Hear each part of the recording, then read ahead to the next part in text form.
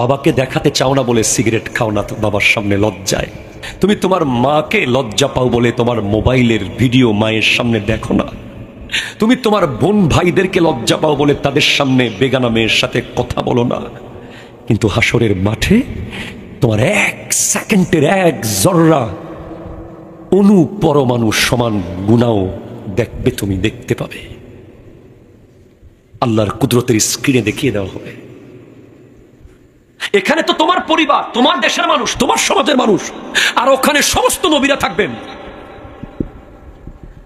সমস্ত অলিগণ, সমস্ত গৌস, সমস্ত কুতুব, সমস্ত আবদাল, আখিয়ার, আওতাদ, মুদাবা, নুজাবা, আল্লাহর সমস্ত বান্দাদের সামনে দেখানো হবে তুমি কার গাছের ফল চুরি করে খেয়েছো, তুমি কার ঘরের চাল চুরি করে নিয়ে গেছো, তুমি কার পুকুরের মাছ চুরি করে খেয়েছো।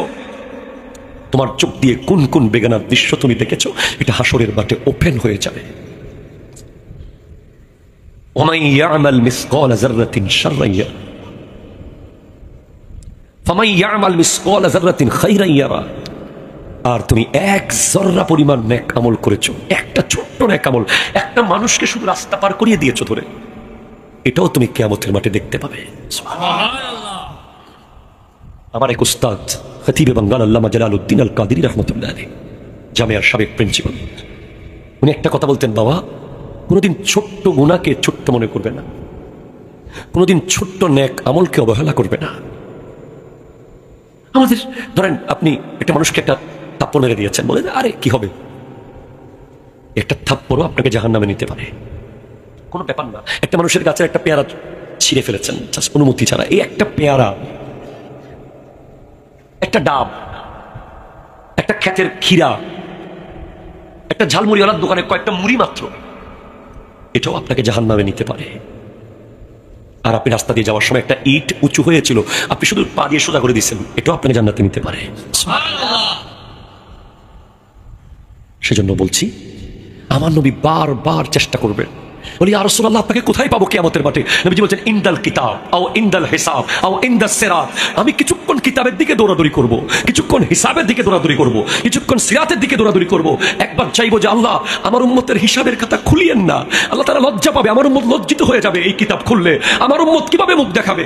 আবার দাড়ি পাল্লার গোড়ায় আমার নবী যাবে, আমার উম্মতের সওয়াবের পাল্লা ভারী করে দেন। আবার পুলসিরাতের গোড়ায় যাবে, আমার নবী ইশারায় ইশারায় উম্মতকে পুলসিরাত পার করিয়ে দেবে। সুবহানাল্লাহ।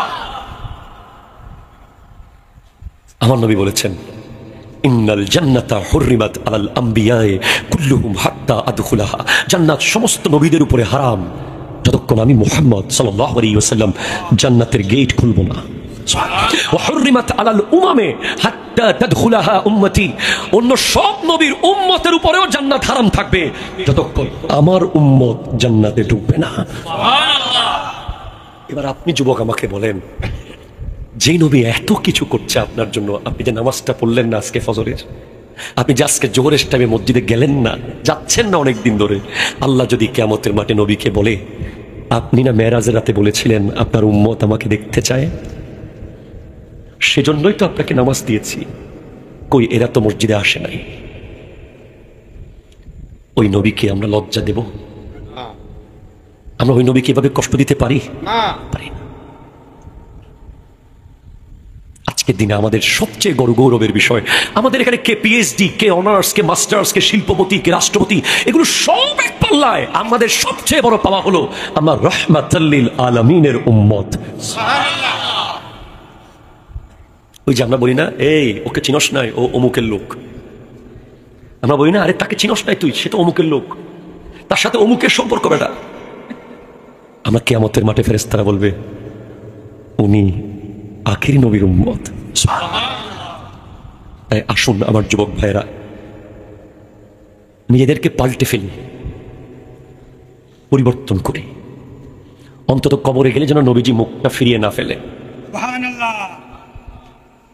যেখানে আপনার বাবা যেতে পারবে না, মা যেতে পারবে না, ভাই বোন, আত্মীয় স্বজন, বন্ধু বান্ধব কেউ যাবে না, সেখানে একজন যেতে পারবে, আল্লাহর দয়ায় নবী। যদি কোনো কারণে নবীজি আপনার থেকে মুখটা ফিরিয়ে ফেলে, যদি বলে তোর মাথার চুল আমার লজ্জা লাগছে, তখন তোর পরনের ড্রেস তো খ্রিস্টানদের মতো, তোর মুখে গালি কেন ছিল, কোনো কারণে নবীজি যদি মুখটা শুধু ফিরিয়ে ফেলে, আমাদের আর কোনো উপায় থাকবে না? বল, जो तेरे दर से यार फिरते हैं दर बदर यूं ही खार फिरते हैं, যে নবীর দরবার থেকে ফিরে গেছে তার আর কোনো দরবার নাই, সে সব জায়গায় শেষ। Please we have to change ourself, আমাদের নিজেকে পাল্টাতে হবে।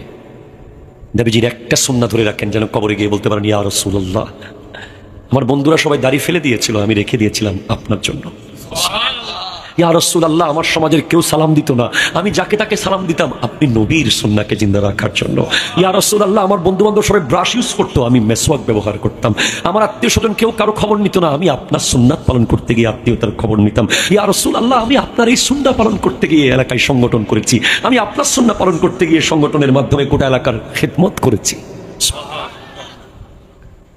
আসুন আল্লাহ পাক আমাদের